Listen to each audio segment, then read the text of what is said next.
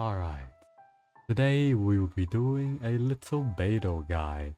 With the current event under Sojourn in patch 2.0, upon completion we will be able to receive Beidou for free. So what better time to make a little Beidou guide or recap about her, yeah? Beidou's a damage dealer who excels at fighting multiple enemies at once, namely 2 enemies at a time. The Spiral Abyss in Genshin Impact ever since patch 1.0 has generally been a test about how much damage you can do to a clump of enemy at a time. There's very few and far between stages where you actually have to test your single target damage, hence why Beidou has stayed relevant ever since the launch of the game, and I'd say investing into Beidou is a very good choice. Alright then, now for Beidou's flashiest ability, Tide Caller. Beidou puts a shield around herself, blocking some attack, and then counter it back, doing massive damage. This ability has a press E and a hold E version. The barrier Beidou provides herself has 250% more electro damage absorption. That simply means it blocks 2.5 times more damage if the attack is electro. It also applies electro element to herself, which can act like a cleanse. If I hold my E here, you can see the little electro icon on myself, which can act like a cleanse, but applying electro to yourself only cleanses pyro debuff and nothing else, unlike Jean cleanse, which cleanses everything. So, how Beidou's E ability works is that if you block 2 instances of damage, you get the maximum damage bonus, as the damage bonus can be applied twice. Hence why whenever you see on the open wall, there's burning grass, Beidou can stand on it for the maximum damage bonus, like so. Beidou's barrier scales with her max health, whereas her damage scales with attack percentage. If her barrier were to be broken when holding this ability, Beidou will be forced to unleash her ability early, like so. Amuse me. Surrender is a valid option. I promise I'll be gentle. So, for Beidou's elemental skill, Tide Caller, hitting your E normally will only give you 2 energy particle. Perfectly countering an enemy with your elemental skill will give you 4 energy particle. So ideally you would try to aim for a perfect counter all the time to get 4 electro particle instead of 2, which is double, yeah? Alright, so at level 20, Beidou unlocks Retribution. Counter-attacking with Tide Caller at the precise moment when the character is hit grants the maximum damage bonus, meaning you only have to block 1 attack instead of 2 to gain the maximum damage bonus. Precise moment mentioned here is roughly around 0.5 seconds, so it's rather generous. And at level 70, she unlocks Lightning Storm. After countering with max efficiency, you gain 15% normal and charge attack damage, as well as some extra attack speed, and your charge attack delay is greatly reduced. This is her normal charge attack speed. There's a little wind up time to it, and with her passive talent, the attack speed of her charge attack gets a lot faster. It is a decent talent to increase her attack speed and such, but it doesn't make her autos that much greater. The majority of her damage still reside around her Stormbreaker ability, so I wouldn't really focus too much on it. Or her greatest ability, Stormbreaker. When she casts this ability, she places a buff on her entire team, which whenever they normal or charge attack, they will do a lightning discharge that bounces between enemies. At Constellation 0, this lightning discharge bounces 3 times, so up to 3 enemies at most. If you're fighting 2 enemies, then it bounces the first one twice, and the second one once. So 2 hits on the first enemy. With Constellation 2, that allows you to add 2 more bounces to your elemental burst. That means you can hit 5 enemies in total. Or if you're fighting 2 enemies, then you bounce the first enemy 3 times and the second enemy twice. Only 1 electro discharge can happen per second. It has an 80 energy cost, a hefty 15-second duration, and it also gives all your character a great amount of damage reduction. Beidou's burst does snapshot, but she snapshot the elemental burst at the start of her animation and not at the end. So if you were to hit Bennett attack buff and hit Beidou burst immediately, it'll still do the same damage, which is 11,000 as you can see here. Which is odd. Unlike other characters, a snapshot at the end, she snapshot at the start of her animation. So if you want to use Beidou with Bennett, hit your E before hitting your burst on Beidou. And then that will guarantee that it has the attack buff throughout the entire duration. As you can see, now it's hitting for 16k. Even though I'm out of Bennett's field, yeah? Snapshotting basically just means it takes into the account of her stat at the start of when she casts the ability, right? Or when she gets the buff. For Beidou's last talent, Hunger of Tides decrease swimming stamina consumption of your party by 20%. This passive does not stack. This used to be a great exploration talent, but nowadays we literally have boats that you can jump in and sail across the regions. So Beidou's talent kinda got power creeps. And even more than that, Mona and Ayaka exist with their alternate sprint shenanigans. And they can also abuse the infinite stamina bug to sail across continents without costing any stamina because the first motion of their dash costs 0 stamina. Unfortunate. Alright, so now we are going to do some damage tests, starting with Prototype Arcade. It is Refinement 5, but Refinement only affects the passive proc damage, not the stats itself, so my burst damage and my E damage should stay the same. Let's test out Prototype damage.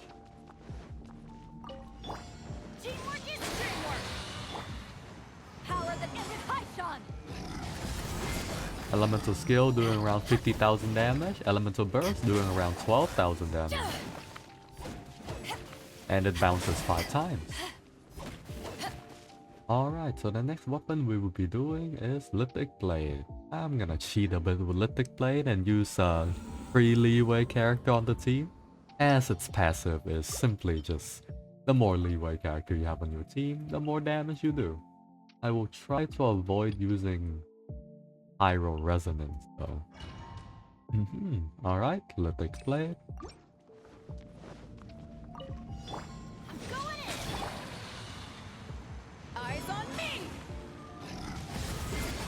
Does around 59,000 damage on E and 14,000 damage on Elemental Burst.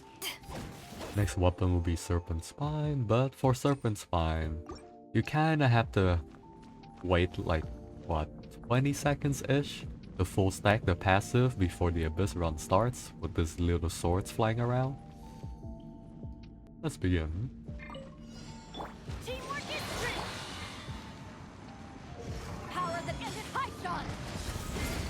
Around 66,000 damage, and my burst hits for 15k. Now then, even if I lose Serpent Spine stack or move out of Bennett attack buff, it'll still do 15k damage as Beidou's burst snapshot. For Serpent Spine passive, you gain a stack of damage bonus percent every 4 seconds your character is on the field, and you will lose stack if you take damage. If you take damage from a barrier, or if you block damage using a barrier and such, you will not lose a stack, but it honestly doesn't matter on Beidou, because once you fully stack and it hit your elemental burst, even if you take damage afterwards, the elemental burst you already casted earlier still has the effect of the fully buffed up Serpent Spine, which is why it is one of the best 4-star weapon for her. As for the newest claymore in patch 2.0 that you can craft, Katsuragi Hiri Nagamasa. At level 90, it has 510 base attack, 45% energy recharge, and at refinement 5, it increases your elemental skill damage by 12, and this energy goes up to 5 energy every 2 seconds. I'd say this weapon is a decent choice for Beidou because the energy recharge allows her to be more self-sufficient, being able to recharge her elemental burst all by herself, a little bit of a damage boost, 6 to 12%, with refinement, but you can always use sacrificial to cast your elemental skill twice, or Favonius just to be even more self-sufficient. But all the ER weapons I don't really prefer on Beidou. I prefer just getting some substats ER here and there and focus on more offensive weapons main stats so that I can funnel more damage into my elemental burst, which is the main thing while you're playing Beidou for. Now that we are getting into the whale territory, this is gonna be interesting. Everybody stand back. Eyes on me. Around 66,000 damage on elemental skill, which is the same damage with Serpent Spine. And the hits, every hit right now also does the same damage with Serpent Spine, around 16k, slightly more. Both these weapons I am comparing, Serpent and Gravestone, are R5. Next weapon would be Broken Pines. Here's the stats. Eyes on me! Around 60,000 damage on elemental skill and around 16,500 damage on elemental burst. As the higher base attack and with the buff allows it to outdamage Wolf Gravestone, but the cooldown is a bit too Just a much. scratch. Granted, we also didn't test Wolf Gravestone damage if the enemy is below 30% health, but since Beidou burst Snapshot, I don't think that's really achievable. Next weapon would be Unforged. At max stack, it should have a more consistently high attack percentage bonus than Wolf Gravestone. But then again, stacking weapons are always tedious. Now then, let us test Unforged weapon. This weapon should have a higher damage ceiling at full stack than every other weapon, but is also the most tedious weapon to stack up. I'm going in! To ashes! 17,000 damage on elemental burst, and how much on elemental skill? Around 73,000 damage on elemental skill. So it does do more damage than Broken Pines and Wolf Gravestone even, but stacking it up is, well, I guess not that bad as you are able to snapshot it. Playing her with Beidou or Diona would work here. And the last weapon would be Skyward Pride. I will be using an attack percentage instead of a energy recharge stance here because this weapon gives ER. To ashes! For my E, it's around 60,000 damage, and for my elemental burst, it's around 16,000 damage, as I allocated my stats elsewhere. But then again, if I were to use attack stance on the other weapons as well, other 5-star weapons as well, they will do even more damage. But they may lack on ER, yeah? Alright, that'll be all the noteworthy weapon testings I can do on Beidou. Do keep in mind that with varying artifacts quality, individual weapon performance may differ from player to player. However, the most consistent options should still be Wolf Gravestone and Serpent Spine, with Serpent Spine being an exceptional 4-star weapon option, competing against or even beating 5-star weapons to an extent, mainly due to the fact that its passive Wave Splitter can be snapshotted into Beidou's ult, making her not worry about losing the stacks too much, as her ult already benefits from its effect. For Constellation, her Constellation 1 gives her a little barrier whenever she casts her elemental burst. This barrier scales with Beidou max health, but as you're not really stacking max health on Beidou too much, this barrier at most can block a single hit. Her C2 is her best and most important constellation, as it allows her elemental burst to bounce up to 2 more times, racking it up to like 5 bounce in total, which against 2 enemy, the first enemy will be hit 3 times, whereas the second enemy will be hit twice. Constellation 3 and 5 are just extra talent levels. Constellation 4 gives her Crescent Pike passive on a constellation. So Crescent Pike passive is you do an extra line of damage scaling with your attack.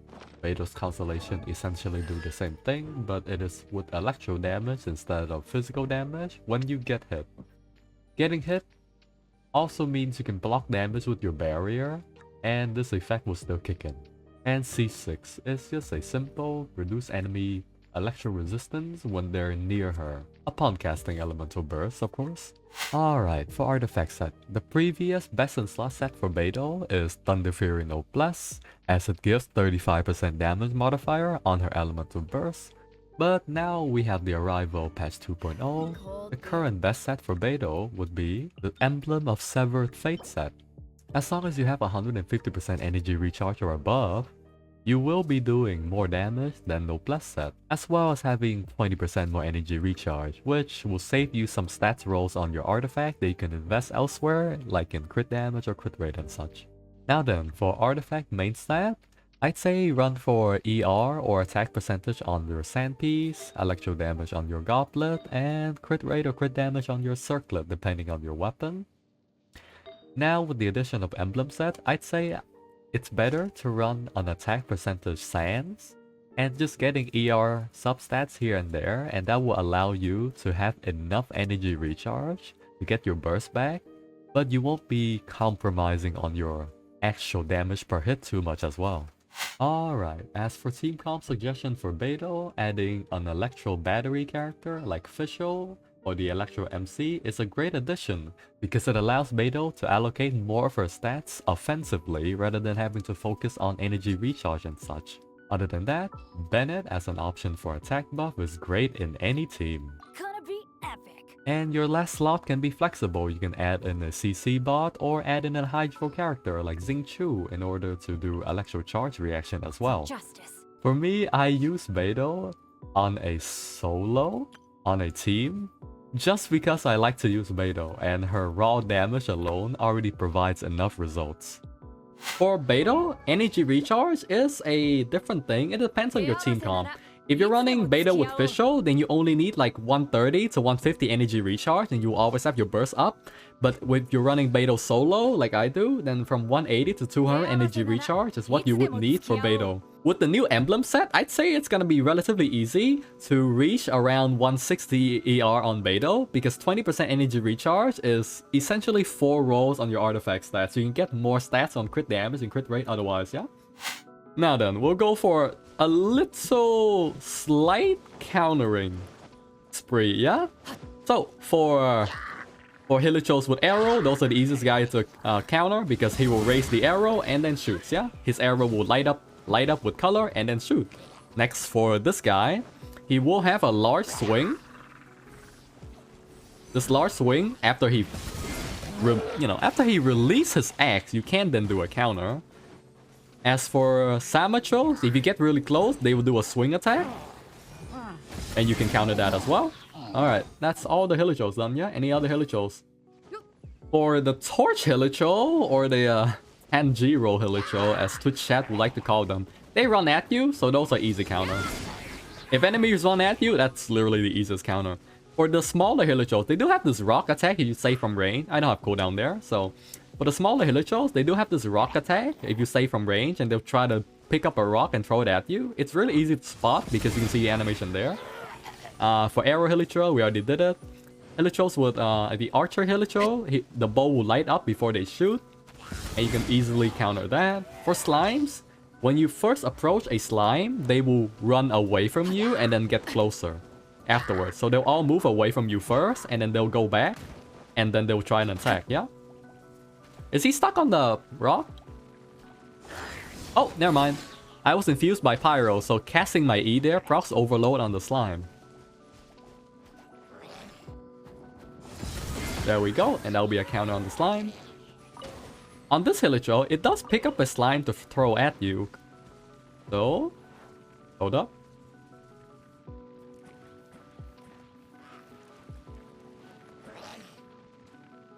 Oop. That's nice and simple. Alright, what else? Oh look, that's a bow Hilichurl. That's easy. Like that, see? You can see the particle of the arrow flies towards you and then he shoots. That's all the Hilichurls, right? Yeah, with these treasure hoarder, the archer treasure hoarder that has a crossbow, his attacks are pretty clear as well. He loads up, winds up, and then he shoots. So you can easily counter that, no?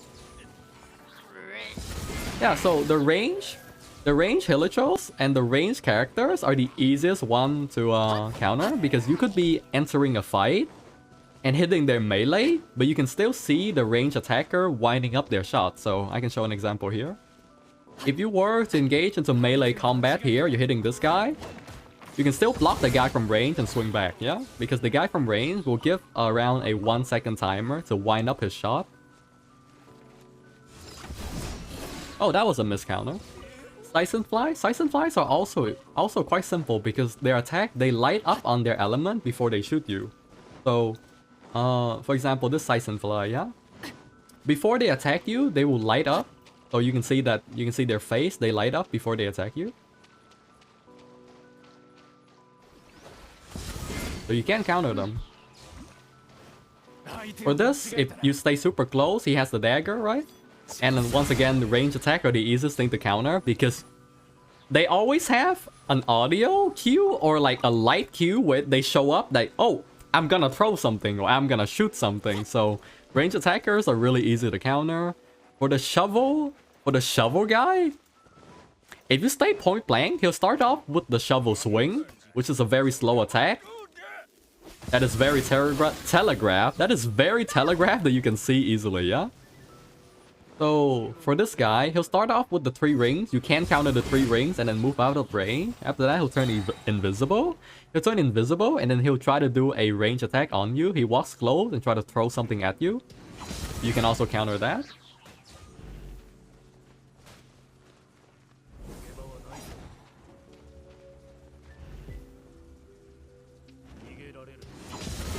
That'll be that. For Whopper Flower. For the Cryo Whopper Flower, if you move really close range, he'll do the range attack first. Like that. And then there's one more attack when they're charging up their shield. You can actually...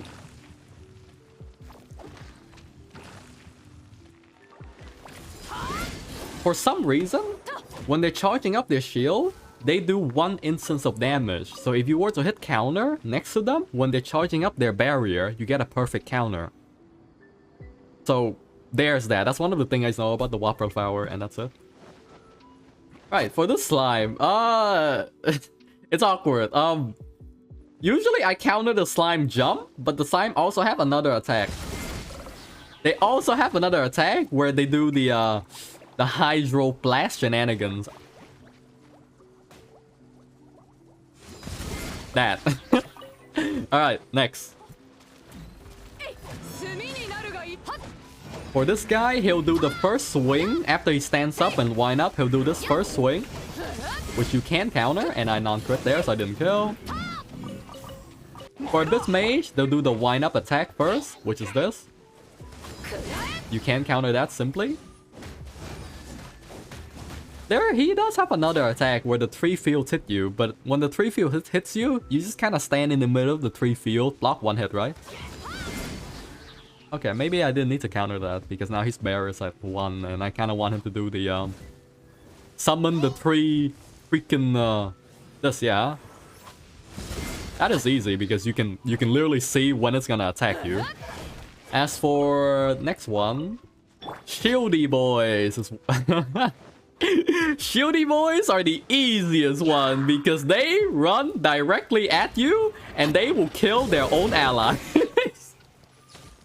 They will just kill their own allies because they rush at you without thinking about anything. Enemies that rush at you are the easiest enemy.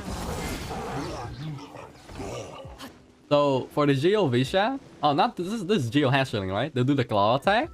If you run out and run in again, they'll try to do the spin attack. You can't block the entire spin, but you can do that and rush away. After that, he'll do the burrow down and run away from you. You can intercept him to counter, but I just kind of sit here and counter this. That's better. For this guy, if you stay super far from range, they'll just jump at you. I think everyone knows that interaction, right? You kind of just come here, run away, and they'll bounce at you.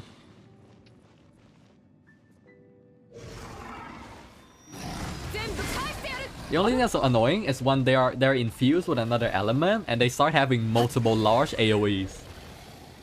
So yeah, if I recall correctly, then when using Beidou E against Pyro Fatui Harbinger, the one with the gun, you become shorter than them, so you can't counter.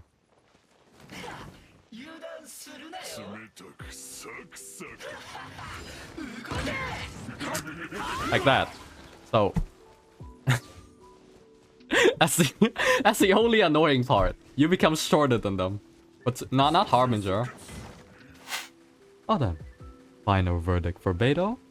She's a very solid character that offers a great amount of raw damage. And the fact that she's given out for free makes it even better. Should you build her? I'd say yes. She excels in teams that can reliably get her energy back. If you don't have a great battery, you may need great artifacts instead. I'll give Beidou a 8 out of 10.